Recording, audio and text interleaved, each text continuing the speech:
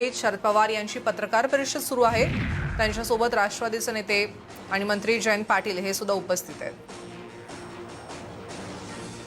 सोमवारी महाविकास आघाडीने राज्यभरामध्ये बंद पाळला होता। महाराष्ट्र बंदची लखीमपूर घटनेसंदर्भात त्यांनी हाक दिली होती आणि यानंतर आज शरद पवार घेत असलेल्या पत्रकार परिषदेमध्ये ते कोणत्या विषयावरती बोलतायत, कोणत्या महत्त्वाच्या विषयांवरती ते बोलणार आहेत, काय महत्त्वाचे निर्णय घेत आहेत याकडे सगळ्या राज्याचं लक्ष लागून राहिलेलं आहे। गेल्या काही दिवसांपासून महाविकास आघाडीमधल्या बड्या नेत्यांवरती सुद्धा वेगवेगळे आरोप प्रत्यारोप होत आहेत। भाजप नेत्यांकडून ते आरोप प्रत्यारोप होत आहेत, तर आयकर विभागाच्या धाडींचं सत्रही सध्या सुरू आहे। आता या सगळ्यावरती शरद पवार आज काय बोलतायत याकडे सगळ्यांचं लक्ष लागून राहिलंय। थोड्याच वेळात शरद पवार हे मुंबईमधून आता माध्यमांसोबत संवाद साधणार आहेत। आपण थेट दृश्य बघतोय।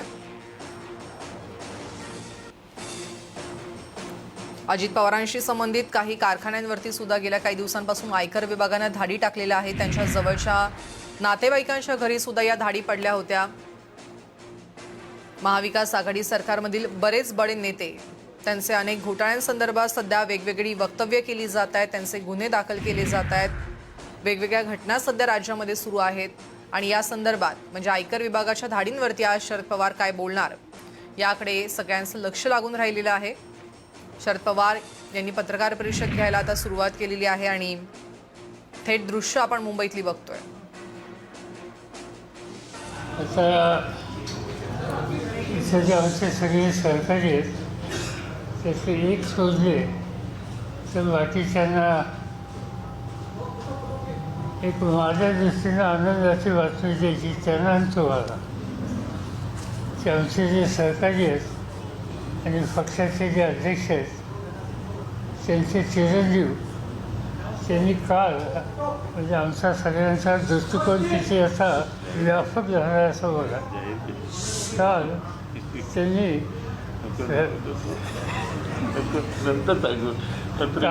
काल संध्याकाळी पॅरिसमध्ये एफएल टावरमध्ये जाऊन एका मुलीला प्रपोज केलं आणि ते त्याला दोन्ही बाजूंनी मान्यता मिळाली। त्यामुळं आता आम्ही वाळवा, इस्लामपूर वगैरे असे सीमित नाही होत, आम्ही एकदम पॅरिस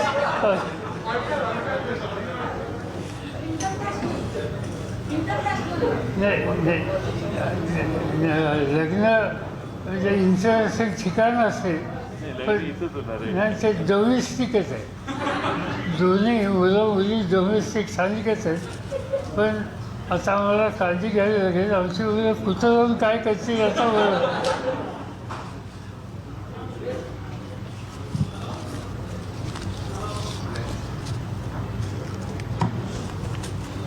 आज मला एक काही प्रश्न तुमच्याशी बोलायचे त्यातले काही स्थानिक असतील, काही जे देशाच्या पातळीवरचे असतील आणि काही एक देशामध्ये काही परिस्थिती निर्माण होते त्यासंबंधी कसल्याही प्रकारचे राजकीय मतभेद न ठेवता एकत्र येऊन त्याला समोर जाण्याच्या उद्देशी आहे। मला स्वतःला काळजी एक अशी आहे की माझा देशाच्या सीमेच्या संबंधीचा थोडाहूत अभ्यास आहे आणि गेले काही महिने आपला जो डायलॉग चीनच्या बरोबर चालू आहे त्याची कालची 13वी राऊंड संपली आणि ती 13वी राऊंड ही अयशस्वी झाली। याच्या पूर्वीच्या झाल्या ही झाली। एका बाजूला चीनशी आपला डायलॉग हा अयशस्वी होतो आहे दोन्ही बाजूनी आणि दुसऱ्या बाजूनं त्याच वेळेला हुंच किंवा हा जो भाग आहे तुमच्या काश्मीरमधला त्या ठिकाणी काही दुसरी रिॲक्शन प्रतिक्रिया आपल्याला बघायला मिळते आणि म्हणून 13वी राऊंड ही असफल झालेल्या दुसऱ्या दिवशी हुंचला तिचा हल्ला झाला आपल्या सैनिकांच्यावर। 5 जणांची त्या ठिकाणी मृत्यू झाला। त्या 5मध्ये 4 सोल्जर होते आणि एक ज्युनियर सिनियर अधिकारी होता. आणि त्यामुळं हे जे सतत घडतं आहे हे चिंताजनक आहे आणि मला स्वतः असं वाटतं. आणि दिल्लीच्या आमच्या अन्य पक्षाच्या सरकारांशी बोलतो आहे, गव्हर्नमेंटशी बोलतो आहे की याच्यामध्ये एकत्र बसून सर्व राजकीय पक्षाच्या सरकारांनी याच्याबद्दल एक सामूहिक भूमिका घेण्याची आवश्यकता आहे. एक महिन्याच्या पूर्वी देशाचे संरक्षण मंत्री राजनाथ सिंग यांनी मला आणि ए.के. अँथनी यांना निमंत्रित केलं आणि इंडिया चायना बॉर्डरवर साधारणतः काय चाललं आहे या संबंधीचं ब्रीफिंग केलं. त्या ब्रीफिंगला लष्कर प्रमुख नरवणे हजर होते आणि अन्य काही लोक हजर होते. आणि साहजिकच त्या सगळ्या ब्रीफिंगमधनं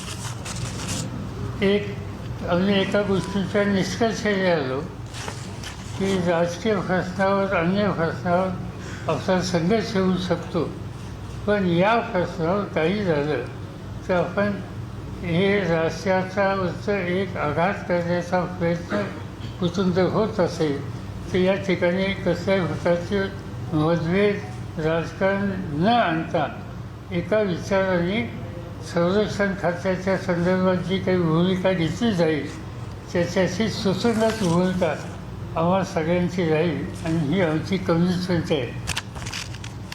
कालचा हा जो प्रकार आहे तो या दृष्टीनं आणखीन थोडंसं घट्ट एकत्र बसून काही पुढचा निकाल घेण्याची आवश्यकता वाटते. आणि म्हणून इथून परत गेल्याच्या नंतर दिल्लीला आणखीन काही सहकाऱ्यांशी आम्ही बोलणार आहोत. काही लोकांशी टेलिफोनवर बोललो आणि याच्यात एक कलेक्टिव्ह लाईन कशी घेता येईल आणि देशातल्या सर्वसामान्य लोकांनासुद्धा यासंबंधी सतर्क कसं करता येईल याबद्दल. पण याचा अर्थ काही भीती किंवा चिंता हे नव्हे, पण प्रश्न पुन्हा पुन्हा घडतो आहे आणि वाटाघाटीच्या संबंधीचा दृष्टिकोन रिजिड आहे आणि त्यामुळं याबद्दलचा हा विचार मी आपल्या सगळ्यांच्या समोर मांडू शकतो. आता दुसरा जो प्रश्न आहे स्थानिक प्रश्नाच्या संबंधीचा विचार करायचा झाला देश पातळीचा, त्याच्यामध्ये 2-3 गोष्टी आहेत. एक असं आहे की आत्ता केंद्र सरकार काही इन्स्टिट्यूशन्स आहेत त्या इन्स्टिट्यूशनचा गैरवापर करण्याच्या संबंधीची पावलं सतत टाकतात. त्याच्यामध्ये CBI असेल, इन्कम टॅक्सच्या संबंधीची ऑर्गनायझेशन असेल, ED असेल, नार्कोटिक्स रोड काय म्हणायचं असेल सूर्याकडे expert control bureau narcotics NCB, या सगळ्या एजन्सी याचा वापर हा राजकीय दृष्टीने केला जातो आहे अशा प्रकारचं चित्र दिसतं. त्याच्यात काही उदाहरणं सांगायची झाली. आता उदाहरणार्थ महाराष्ट्राचे माजी गृहमंत्री अनिल देशमुखांच्याबद्दल त्यावेळेच्या मुंबईच्या पोलीस आयुक्तांनी काही आरोप केले. मला इथे येऊन भेटले होते आणि जे आरोप केले ते त्यांनी माझ्यासमोरही सांगितले होते. पण पोलीस कमिशनरने आरोप केले आणि त्या आरोपातून जे एक वातावरण झालं त्याच्यामुळे अनिल देशमुखांना राजीनामा द्यायला लागला. ज्यांनी आरोप केले ते ग्रस्त आज कुठे त्याचा पत्ता अजून तर काही लागलेली दिसत नाही. पण एक जबाबदार अधिकारी जबाबदार मंत्र्याच्या संबंधीचे विस्तृतपणानं काही आरोप करतो हे तिथं कधी घडलेलं नव्हतं. ते या ठिकाणी घडलं.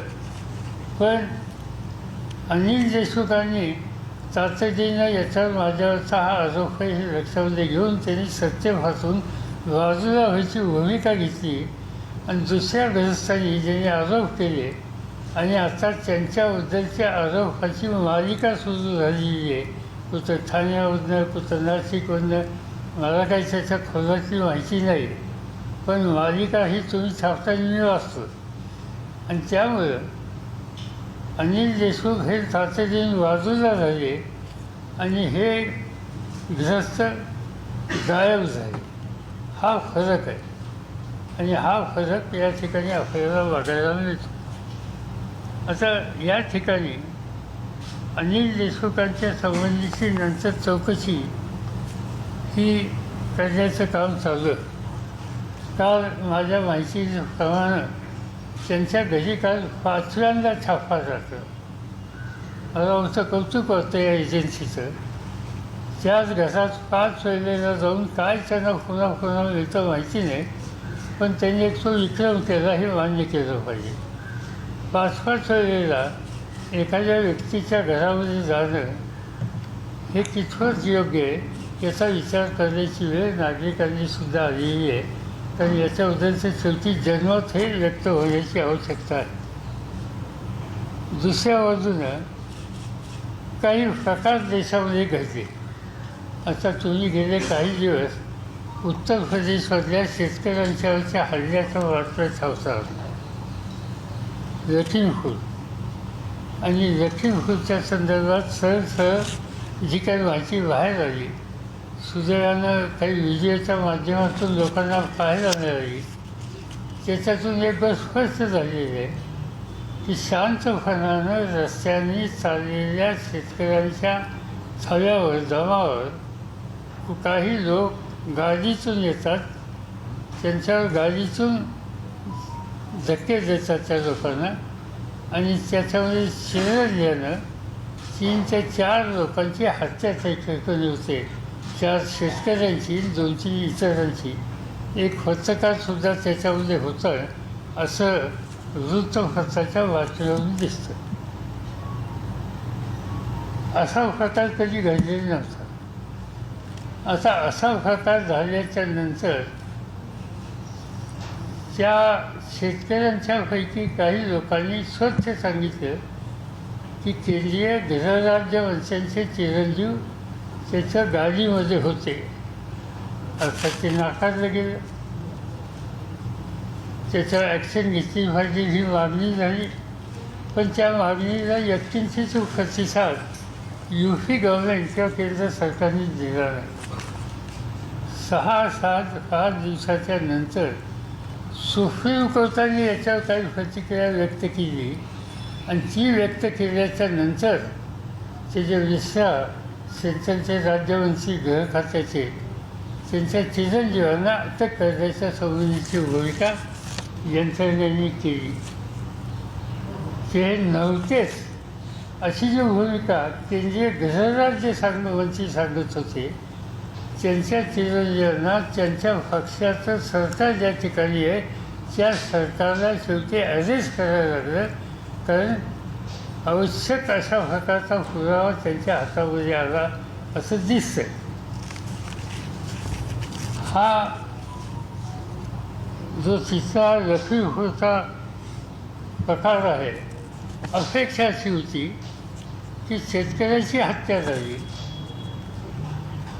जरी सत्ताधारी पक्षाच्या व्यक्तीचा आरोप असला तरी सत्ताधारी पक्षानं याच्यात काहीतरी भूमिका घेण्याची आवश्यकता होती.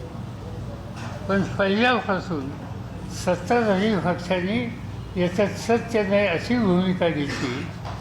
माझं तर स्वच्छ म्हणणं असं आहे की आज या प्रश्नावरून वड्याची भूमिका घेणं, अपराधाच्या संबंधीची वेळीच उपाययोजना न करणं याची जबाबदारी उत्तर प्रदेशच्या मुख्यमंत्र्यांना टाळता येणार नाही.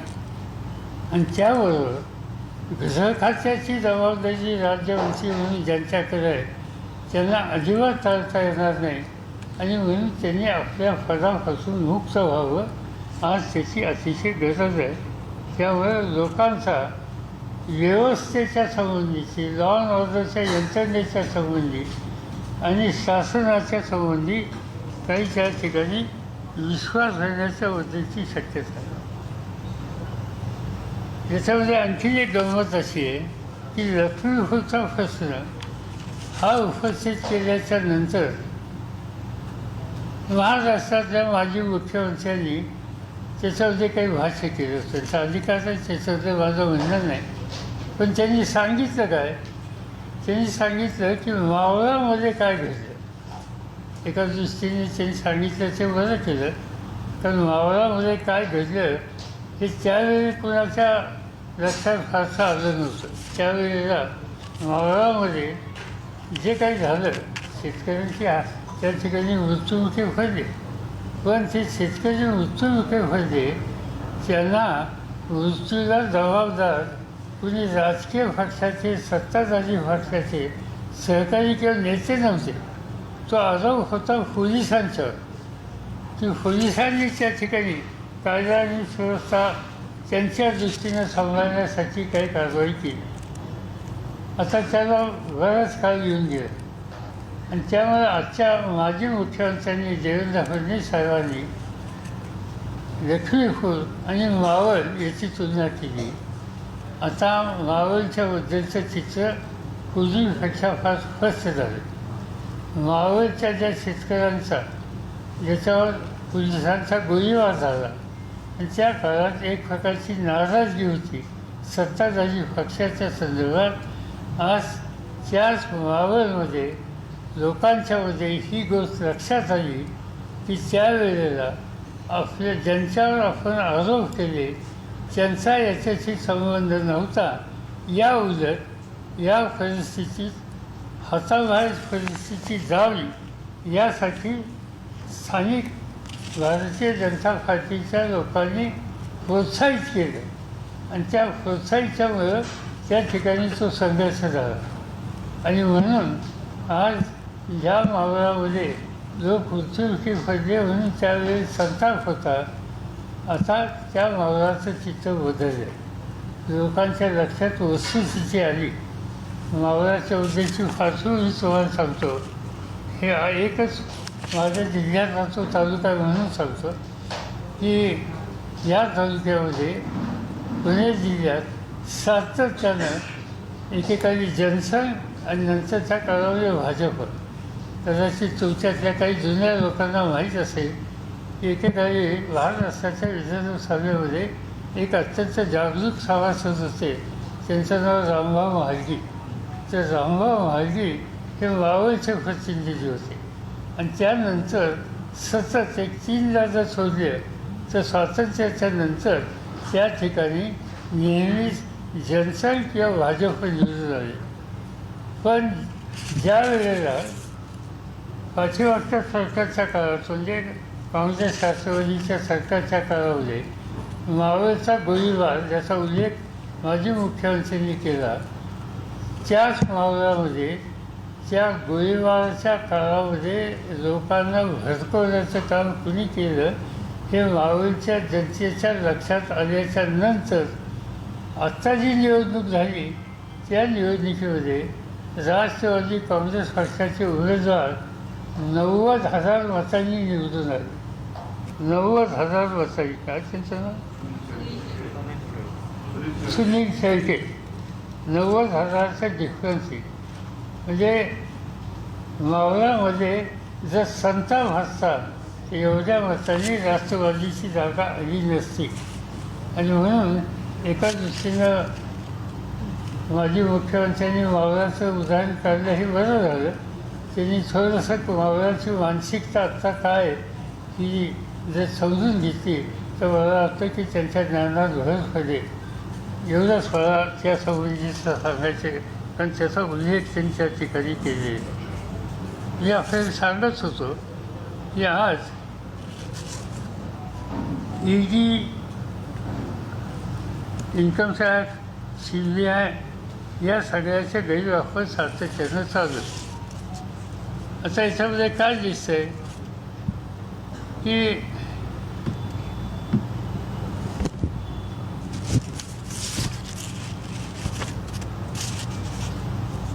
काही लोकांना आणि पक्षांना त्याच्यात बदनाम करण्याच्या उद्देशी खबरदारी घेतली जाते.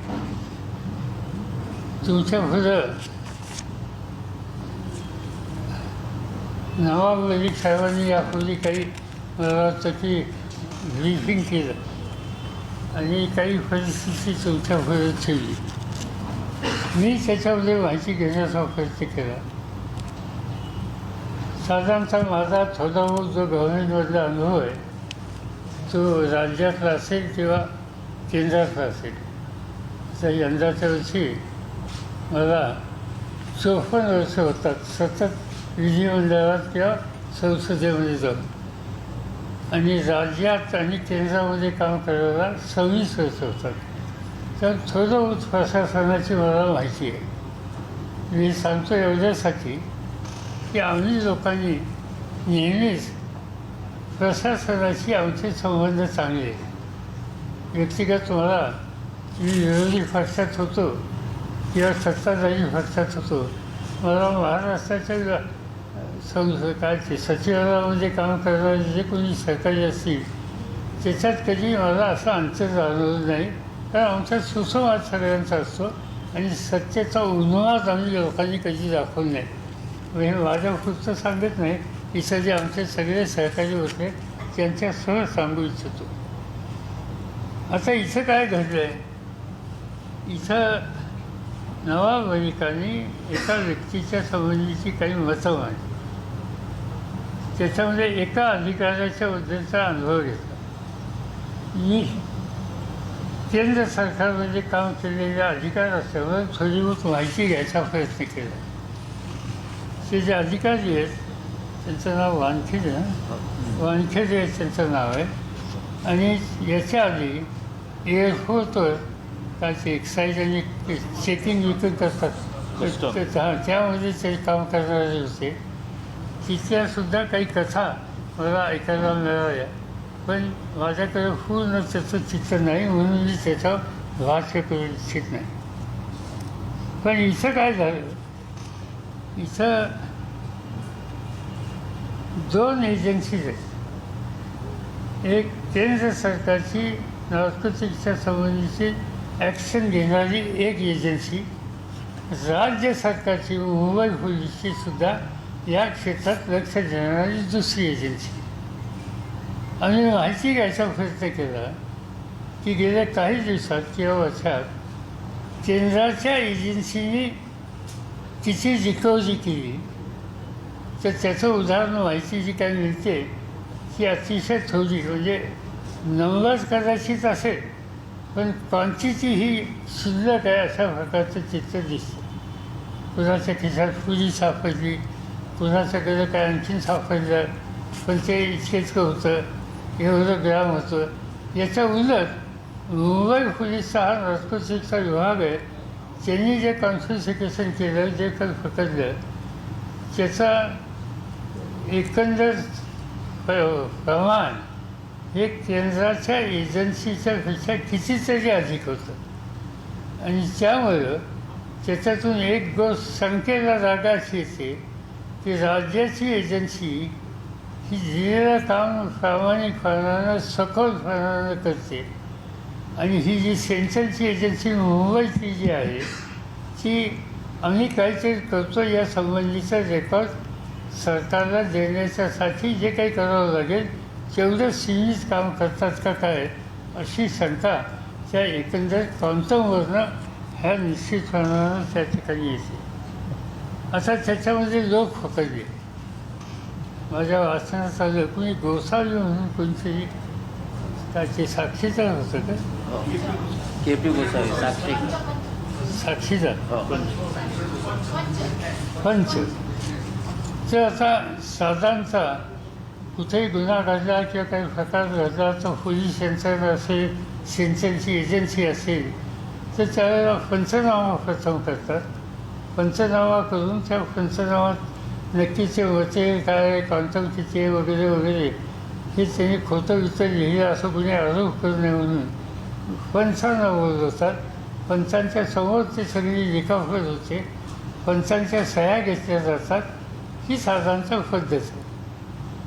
आणि साधारणतः जे काही ॲक्शन घेतात अधिकारी ती योग्य आहे, त्याच्याबद्दलची कोणी शंका घेऊ नये याची खात्री वाटावी अशा कॅरेक्टरच्या अशा पद्धतीचे हे फंच असले पाहिजे.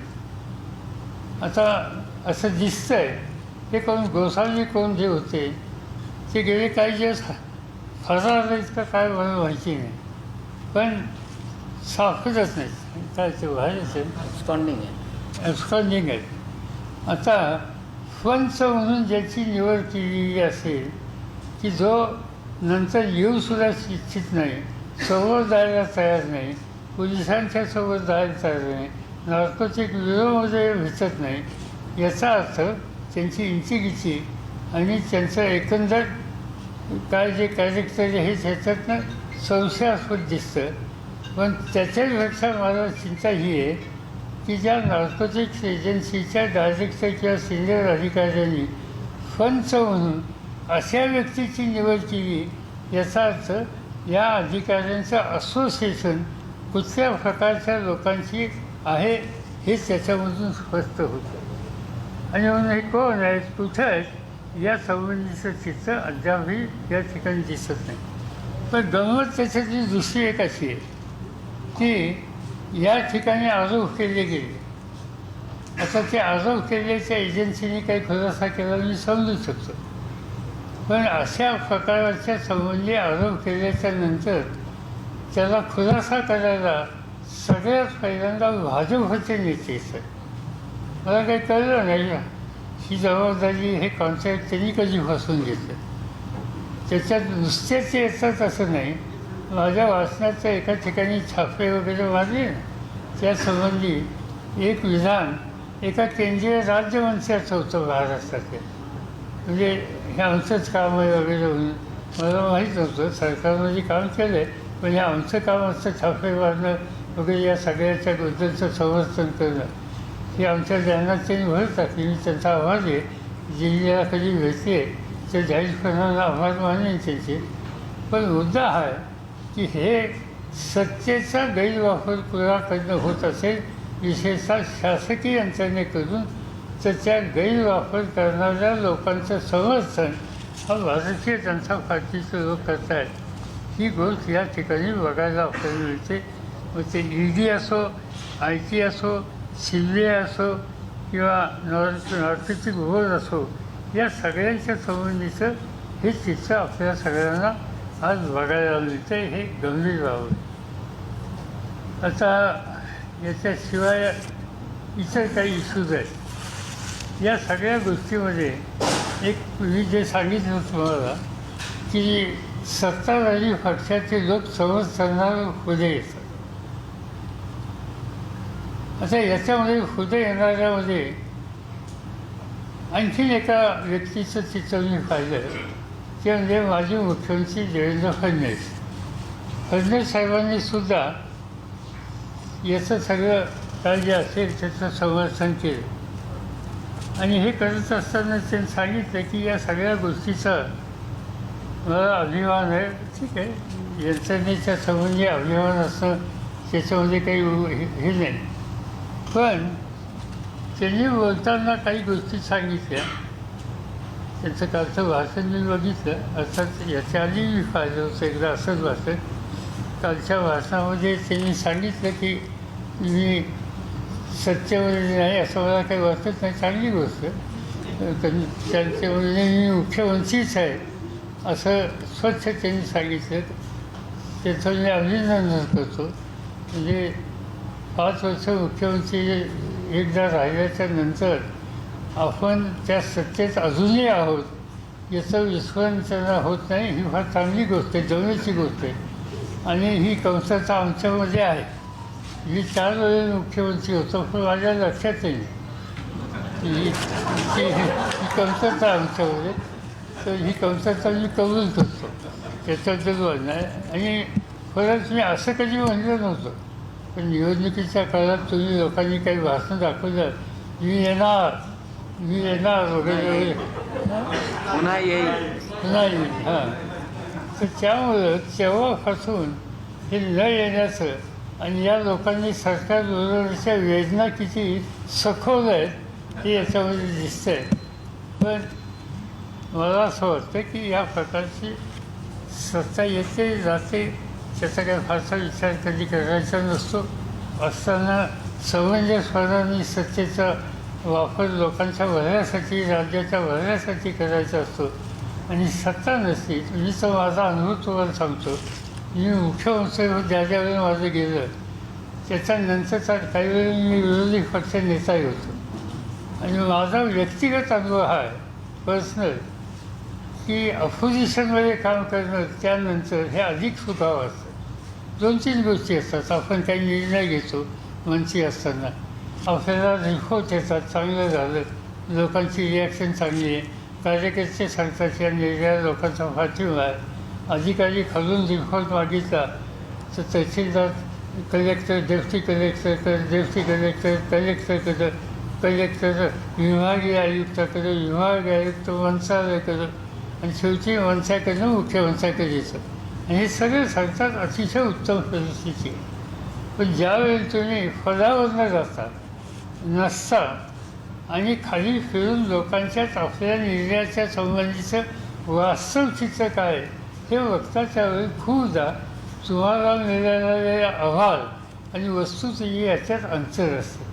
आणि त्यामुळं सत्य नसल्याच्या नंतर या सगळ्या गोष्टीचं असेसमेंट करायची एक संधी असते. आणि म्हणून मी स्वतः माझ्यापुरतं सांगतो याचा आनंद मला नेहमी मिळालेला आहे आणि शिकायला मिळालेला आहे. आता इथं काहीची वेगळी परिस्थिती दिसते काही त्याच्याबद्दल मी काही अधिक भाष्य करू इच्छित नाही. आता आणखी एका गोष्टीच्या संबंधीचा मला आपल्याला उल्लेख या ठिकाणी करायचा आहे. महाराष्ट्रातल्या जनतेचं मला अंतःकरणापासून आभार मानायचे की परवा लखीमपूरच्या प्रश्नावरून हा जे महाराष्ट्रातल्या प्रमुख 3 राजकीय पक्ष आहेत शिवसेना असेल, काँग्रेस असेल, राष्ट्रवादी असतील, त्यांचे छोटे मित्र असतील, या सगळ्यांनी बंद करण्याच्या संबंधीचा निर्णय घेतला. आणि सवर्ण राज्यामध्ये एका दुसऱ्या ठिकाणी कुठं काहीची किरकोळ जर बात होती की एवढ्या मोठ्या प्रमाणावर बंद असताना त्या बंदमध्ये शिवसेनेसह सगळे सहभागी असताना तो बंद शांततेनं झाला. याच्यासाठी सामान्य जनतेला नागरिकांना आपण धन्यवाद द्यायला पाहिजे. जसा राष्ट्रवादी काँग्रेसच्या कार्यकर्त्यांना धन्यवाद द्यायला पाहिजे, काँग्रेसच्या कार्यकर्त्यांना धन्यवाद द्यायला पाहिजे, शिवसेनेच्या कार्यकर्त्यांना धन्यवाद द्यायला पाहिजे आणि त्याहीपेक्षा महाराष्ट्रातल्या जनतेला धन्यवाद द्यायला पाहिजे की या सगळ्यामध्ये अत्यंत संयमानं समंजसपणानं.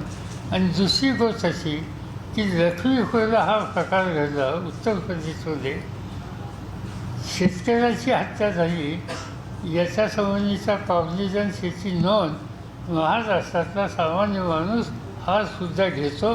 तो राष्ट्रीय कुठं आपत्ती अशी कोणाकडनं आली असेल तर त्या संबंधीची संवेदना व्यक्त करतो.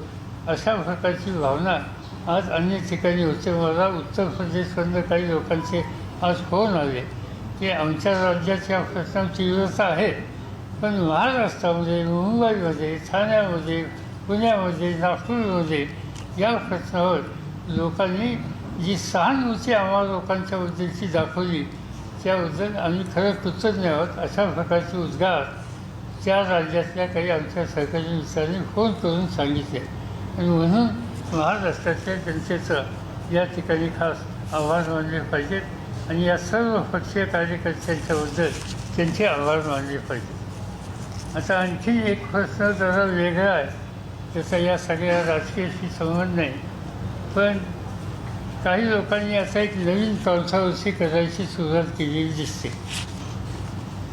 आणखीन एक 15 दिवसांनी महाराष्ट्रात साखर कारखाने सुरू होते. जी माझी माहिती आहे यंदाच्या वर्षी पाऊस काळ चांगला असल्यामुळं ऊसाचं उत्पन्न फार आहे आणि ज्या पद्धतीनं धरणं आता भरली ची एकंदर स्थिती पाहिली तर पुढच्या वर्षीसाठी ऊसाची लागवड ही महाराष्ट्रात आणखीन जादा होणार आहे. त्यामुळे यंदा आणि पुढच्या वर्षी महाराष्ट्रामध्ये ऊसाच्या उत्पादनाच्या संबंधीचा रेकॉर्ड ब्रेक होईल ही स्थिती त्या ठिकाणी दिसते. आता काही लोकांनी एक आता अशी सुरुवात केलेली आहे की ऊसाचा पुरवठा केल्याच्या नंतर एका रकमेनं शेतकऱ्याला पैसे द्यायला पाहिजे. मागणी काही फारशी चुकीची असं मी म्हणत नाही, पण याच्यामध्ये सिस्टीम काय हे बघितले पाहिजे.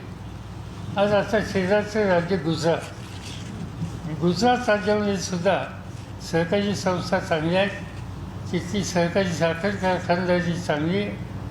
आज गुजरातमध्ये ऊस कारखान्याला घातल्याच्या नंतर 50% पैसे ऊस घातल्या मिळतात शेतकऱ्याला, आणि त्याच्यानंतर 2 महिन्यांनी आणखीन 30% पैसे देतात. दिवाळीच्या वेळेला सण असतो तेव्हा सणाच्या वेळी पैसे द्यावेत अशी अपेक्षा असते, आणि त्यानंतर साखर विकल्यावर राहिलेली सगळे 20% ची रक्कम दिली जाते. याचा अर्थ गुजरातमध्ये 3 हप्त्यात पैसे दिले जातात. महाराष्ट्रामध्ये वर्षोनवर्षे हीच पद्धत. अलीकडे काही लोकांनी एका कारखान्याने सांगितलं ना एखादा रकमेत देतो, मागणी सुरू झाली, सगळ्यांनी सुरू केली, आंदोलनं सुरू केली, आणि एक नवीन शब्द आला, तुकडे देऊ नका, आम्हाला तुम्ही एका रकमेत द्या, तुकडे देऊ नका. याचा अर्थशास्त्र समजून घेतलं पाहिजे. तर महाराष्ट्रामध्ये यंदाच्या वर्षी साधारणतः 175च्या आसपास कारखाने चालू होते याच्या 7-10 दिवसात, आणि त्यांचा सीझन चालू राहील तो साधारणतः 3-3.5 महिन्यात. याचा अर्थ जिथे पावणे 200 साखर कारखान्यांची साखरेची निर्मिती ही 3 महिन्यात महाराष्ट्रात होईल, आणि एवढी निर्मिती एका वेळेला बाजारात जर गेली तर मार्केटमध्ये किमती राहणार नाहीत, आणि मार्केटमध्ये डिमांडही येणार नाही. तर एवढी डिमांडच असणार नाही, किमती पडतील, आणि किमती पडल्या तर ऊसाची किंमत शेवटी ऊस उत्पादकाला कमी पडेल. आणि याच्याऐवजी ही साखर 12 महिन्यात जर विकली तर आपल्याकडे कसं असतं, कारखाना सुरू झाला, साखर निघाली, तातडीने पैसे दिले, काही साखर विकली, शेतकऱ्यांना फायदा, ग्राहकांना साखर बाजारात. मग दसरा दिवाळी येते, पुन्हा लोकांना गोड धरून खायला साखर लागते, पुन्हा त्याच्यातनं डिमांड वाढते, 2 पैसे जास्त मिळतात. त्यानंतर उन्हाळ्याच्या पूर्वी उन्हाळा म्हणजे थंड पेय वगैरे या सगळ्या गोष्टीला साखर लागत असते, त्यावेळी साखरेची डिमांड वाढते, त्याला 2 पैसे मिळतात. ह्या टप्प्याटप्प्याने विकण्यामध्ये हा फायदा होतो.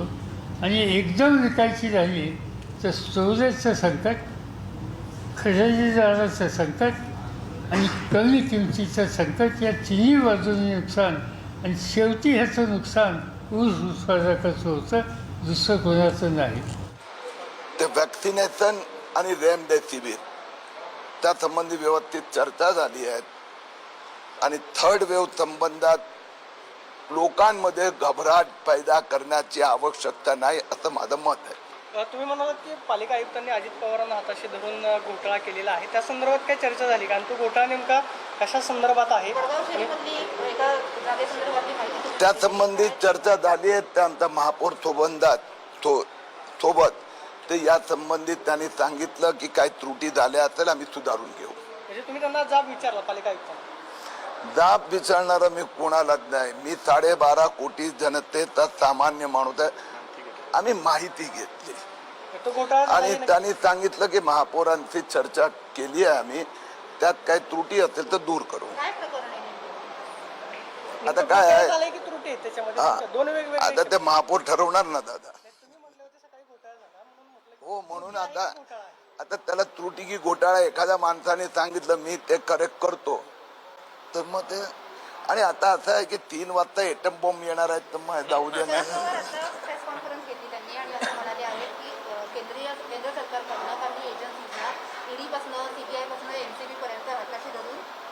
साडेसातला घराच्या बाहेर पडलो तर हातात दशव्या घेऊन गिरणीमध्ये काम करणारा मजूर हजारोच्या संख्येने रस्त्यावर दिसतात. आज गेला, आणि त्याचं कारण गिरण्या बंद झाल्या. कोणतरी एक आमच्या सरकारने या संबंधीच्या गैरबाजूने मागण्या केल्या एकेकाळी आणि त्या मागण्यातून शेवटी या गिरण्या बंद पडल्या. आम्ही विधिमंडळामध्ये त्या काळात सुद्धा आमच्या सहकार्याला सांगत होतो की ताणावं पण तुतेपर्यंत चालू नाही. पण तुतेपर्यंत चाललं गेलं त्याचा परिणाम आज मुंबईतल्या कापडधंदा, महाराष्ट्रातला कापडधंदा जवळपास संपलेला आहे. मुंबईचा 100% संपलेला आहे. ती अवस्था उद्या महाराष्ट्राच्या ग्रामीण भागाचं वैभव म्हणून ओळखला जातो त्या साखर धंद्याच्या बाबतीत होऊ नये अशी माझ्यासारख्याची अपेक्षा आहे. आणि म्हणून याच्यामध्ये जे कोणी या संबंधीचा आग्रह करत आहेत त्यांनी जरूर विचार करावा. चर्चा करायची असेल तर आम्हा लोकांच्यावर चर्चा करावी. आपण याच्यातून बसून मार्ग काढू शकतो. आपलं सूत्र एक आहे की उत्पादन करणाऱ्या, कष्ट करणाऱ्या उत्पादकाला न्याय मिळाला पाहिजे, त्याचं नुकसान होता कामा नये. आणि म्हणून आज अशा प्रकारच्या गोष्टी त्या ठिकाणी केलेल्या आहेत. काही लोकांनी सांगितलं की बंद करलेल्या ज्या गिरण्या आहेत विशेषतः साखर धंद्यातल्या, त्याच्या बाबतीत काही लोकांनी, काही नेत्यांनी खरेदी केल्या वगैरे वगैरे वगैरे. त्याची माहिती मी घेतली तुम्हाला असेल. काही कारखाने महाराष्ट्रात बंद झाले होते आणि त्यासंबंधी ऊस उत्पादकांची काही तीव्र भावना होती. काही लोक कोर्टात गेले. हायकोर्टाने ऑर्डर काढली बंद झालेले कारखाने चालू करण्याच्या संबंधीचा निकाल सरकारने घ्यावा. हे चालवायला द्यावेत, वीज द्यावेत, विकावेत, या सगळ्या सूचना हायकोर्टाच्या होत्या. त्या सूचना आल्याच्या नंतर राज्य सहकारी बँकेला सुद्धा या संबंधीचा निर्णय घ्यावा लागला आणि राज्य सरकारने सुद्धा निर्णय घेतला. आणि त्याच्यामुळं की जे बंद पडलेले कारखाने ते चालवण्याच्यासाठी काही लोक पुढे आणि ते कारखाने त्या ठिकाणी रिवाय केले. आज याच्यामध्ये तुम्हाला एका दुसरं त्याचे कितीचे उदाहरणं सांगता येतील की हे जे कारखाने दिले आहेत हे वीजवर दिले आहेत बऱ्याच ठिकाणी, किंवा एक 10 वर्षासाठी, 12 वर्षासाठी, 20 वर्षासाठी भाडे तत्वावर केले आणि तिथल्या शेतकऱ्यांच्या ऊसाची विल्हेवाट लावायची स्थिती त्यामुळे निर्माण झाली. त्याच्याबद्दल तिथल्या शेतकऱ्यांशी त्या संबंधीची तक्रार नाही आहे. अगदी उद्या याच्यावर तिथं मतदान घेतलं गोष्ट तरीसुद्धा ऊस उत्पादकांची भावना काय हे त्याच्यातून स्पष्ट होईल. आणि म्हणून असे आर्थिक जे निर्णय घ्यावे लागतात त्या निर्णयाचा ओव्हरऑल रिफरकेशन काय आहे याचा विचार करून त्याच्याबद्दलची भूमिका घेतली पाहिजे. याचं बंद करायला फारशी अक्कल लागत नाही, सुरू करायला अक्कल लागते, चालू ठेवायला अक्कल लागते. आणि मला असं वाटतं हा अर्थव्यवस्थेचं चक्र हे चालू राहील याबद्दलची खबरदारी घ्यायची आवश्यकता असते. माझं झालं असं तुम्ही विचारतो.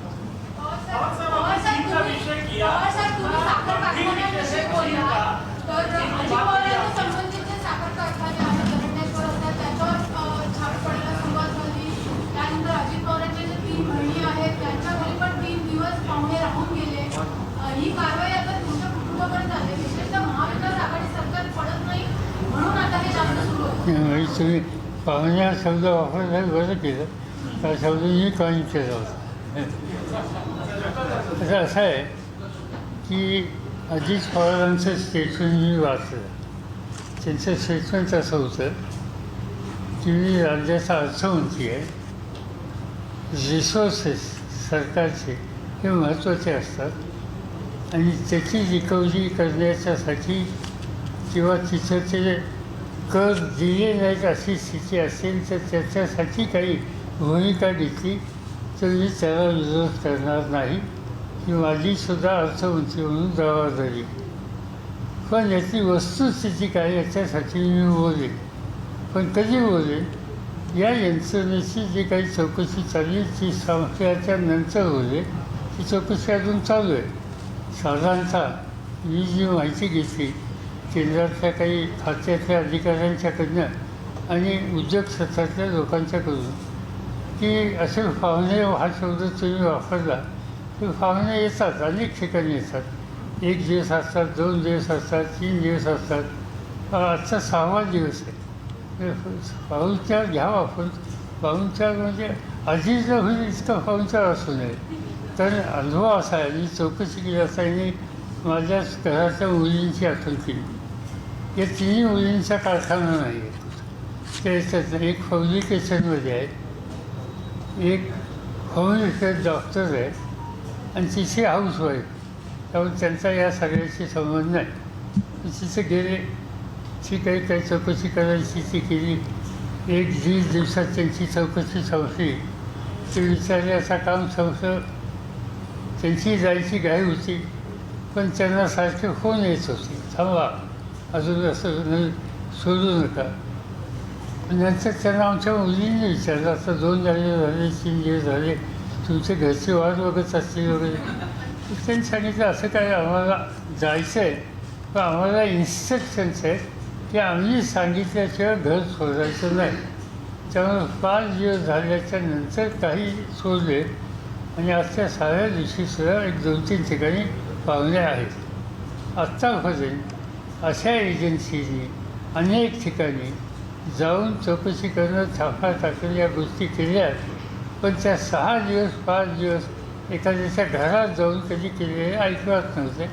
पण काही नवीन धोरणं स्वीकारली असतील तर त्याच्याबद्दल तक्रार करण्याच्या संबंधीची आज ही वेळ नाही आहे. त्याबद्दलचं योग्य वेळी त्या संबंधीचा विचार करता येईल. पण जे केलं आहे ते म्हणजे घरामध्ये 6 दिवस आणि साधारण काय मिडल क्लास फॅमिली की ज्याचं घर साधारणतः 2 बेडरूम किंवा असे किंवा 3 बेडरूम जास्तीत जास्त अशी जी घरं असतात, तिथं मी चौकशी केली मुलींच्याकडे किती लोक होते. आता ह्याच्यामध्ये कोल्हापूरला चौकशी केली, तिथं काही जास्त नव्हतं. तिथं नवरा बायको दोघं राहतात, त्यांच्याकडे फक्त 18 माणसं गेली. त्यामुळे 18 लोक 6 दिवस घरामध्ये म्हणजे साधारणतः बसायला जागा, बाकीची साधनं वापरायला जागा, या सगळ्या गोष्टीच्या संबंधी फारसं भाष्य करण्याची गरज नाही. पण हे कधी पाहिलं नव्हतं, ते घडलेलं आहे. पण चांगली गोष्ट आहे. सत्तेचा गैरवापर आम्ही कधी करत नाही, केला नाही. असं आमचे सत्तेमध्ये असलेले काही दिल्लीचे लोक आम्हाला नेहमी सांगत असत. तर त्याचं वास्तव तिथे या निमित्तानं कळलं, पण तक्रार नाही. आपसे ये है की कालची जी बैठक झाली, कालची राष्ट्रवादी काँग्रेसची बैठक झाली, त्या बैठकीत साधारण त्याच्यावर चर्चा झाली. पण या सगळ्याचा मुकाबला तुम्ही राष्ट्रवादी म्हणून करणार की महाविकास आघाडीचे तिने आम्ही याच्यावर चर्चा आलेली वर्तमानपत्रात झाली. आम्ही याच्यावर फार चर्चा केलेली नाही. आमची कालची मिटिंग जी अध्यक्षांनी बोलवली त्याच्यामध्ये प्रामुख्यानं नगरपालिका, नगरपंचायत, महानगरपालिका, जिल्हा परिषद, पंचायत समिती यांच्या निवडणुकीच्या तयारीच्यासाठी आणि मी एक माझ्या सहकार्यांना सूचना दिली की सध्या सरकारचं, केंद्र सरकारचं आपल्याबद्दल एक अतीव आस्थेची भूमिका आहे, भावना आहे. त्यामुळे आपण काळजीचं राहूया या लक्षात. पक्ष एकत्र मिळून त्याचा मुकाबला करणार का? कारण शिवसेनेच्याही काही लोकांना ईडीची नोटीस आलेली आहे, त्यांच्या मागे प्रश्न असा आहे, हा जो सत्तेचा गैरवापर जो मी म्हणतो तो काही फक्त राष्ट्रवादी पुरता नाही. आपण बघितलं त्याचं कसं आहे, याच्यात 2 चित्र दिसतात. टार्गेट हे 3 पक्ष केलेले दिसतात. टार्गेट करत असताना त्याचा जो मुख्य घटक आहे त्याच्याऐवजी त्याच्या जवळच्या लोकांच्यावर कॉन्सन्ट्रेशन दिसतं. आता उदाहरण अशोक चव्हाण. त्या माझ्या वाचण्यात आले की काही त्यांचे सहकारी आहेत, त्यांच्यावर हल्ला झालेला होता, अशोक चव्हाणांचा हल्ला झालेला नव्हता. आज तुम्ही आता अजित पवारांचं नाव घेतलं.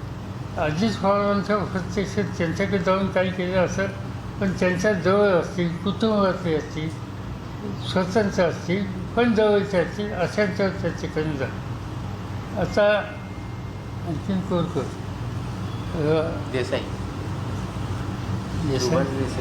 हां, सुभाष देसाई. त्यांच्या जवळ चिरंजीवांचे कोण एक दोन लोक आहेत त्यांच्या संबंधी, तर साधारणतः त्याच्यात स्ट्रॅटेजी अशी दिसते की सत्ताधारी पक्ष जो दिल्लीचा आहे त्यांनी महाराष्ट्रातलं सरकार हे अस्थिर करण्याचे प्रयत्न 2 वर्ष केल्याच्या नंतर काही होऊ शकत नाही असा हा मार्ग स्वीकारावा. याचा डायरेक्ट हल्ला करण्याच्या ऐवजी शासनामध्ये जे लोक बसलेले आहेत त्यांच्या जवळच्या लोकांना या पद्धतीनं एक नावरेज करावं, भीती दाखवावी, हमले करावेत अशा प्रकारची स्ट्रॅटेजी घेतलेली दिसते.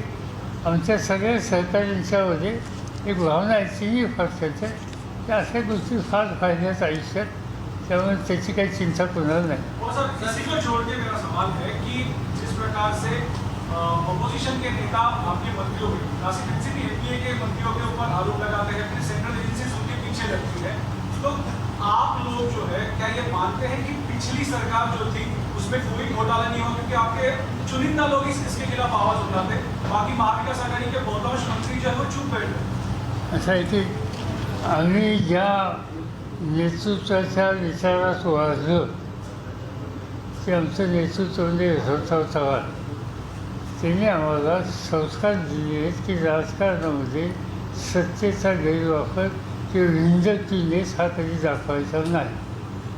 आणि त्यामुळं या पद्धतीची भूमिका आम्ही न्यायचा कुठं कोणी कायद्याचा सरळ त्याची वापर केला असेल तर त्या ठिकाणी यंत्रणा हे करेल, पण आम्ही याला टार्गेट करा त्याला टार्गेट करा असं कधी सांगत नसतो, सांगणार नाही.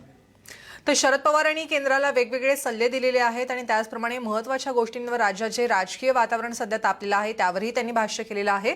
बातमीपत्रात वेळ झाली इथंच थांबण्याची. अपडेट राहण्यासाठी पाहत राहा साम टीव्ही. बातमीची व्यवस्था बदलेल. सिप्लाडीन त्वचेचा फर्स्ट एड. अनेक लोक दातांमध्ये झिंजण्याची समस्या घेऊन येतात आणि त्यांना माहिती नसते की त्यांना हिरड्यांची देखील समस्या आहे. या दोन्ही गोष्टींची काळजी घेणं अत्यंत आवश्यक आहे. मी सेन्सोडाईन सेन्सिटिव्हिटी आणि गमचा सल्ला देईन. ही एक 2-in-1 टूथपेस्ट आहे जी आपल्याला दातांच्या झिंजण्यापासून आराम देते आणि आपल्या हिरड्यांच्या आरोग्याची देखील काळजी घेते. हनीमून साठी कुठे जायचंय?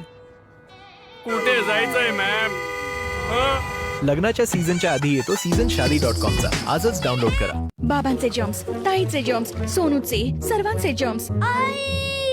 जर साबण एक तर त्यामध्ये जर्म्स अनेक. म्हणूनच आतापासून सर्वांसाठी वेगवेगळा साबण. Godrej protect magic hand wash. उघडा, मिसळा, तयार. याच्या प्रत्येक थेंबात आहे नवीन साबण जो देतो दमदार जर्म प्रोटेक्शन. फक्त 15 रुपयांचा रिफिल टिकतो 30 दिवसांपर्यंत. Godrej protect magic hand wash. प्रत्येक थेंबात नवीन साबण. सबसे न्यारी सबकी प्यारी अन्नपूर्णा बांधानी हिंग हडाम पावडर. 1963 पासून हिंग म्हणजे नाशिक हिंग सप्लाईंग कंपनी यांचं अन्नपूर्णा बांधानी हिंग. प्रोलाइट ORS अस्सल ORS WHO अप्रूव्ड फॉर्म्युला आहे. समजलं? Understood? Prolite ORS, Assal ORS. Introducing Hetic telescopic draw runners for smooth and effortless draw movement. Heavy duty load carrying capacity of 45 kilos. Tested for 50,000 opening and closing cycles with a 10 years functional warranty. Hetic draw runners, made in India, made for the world. बाहेर खेळायला चाललीये safely. आणि बाहेर त्या dengue मलेरियाच्या डासांपासून social डिस्टन्सिंगचं काय? Don't worry, good night fabric roll on. कपड्यांवर 1 2 3 4 घराबाहेर डास नाही.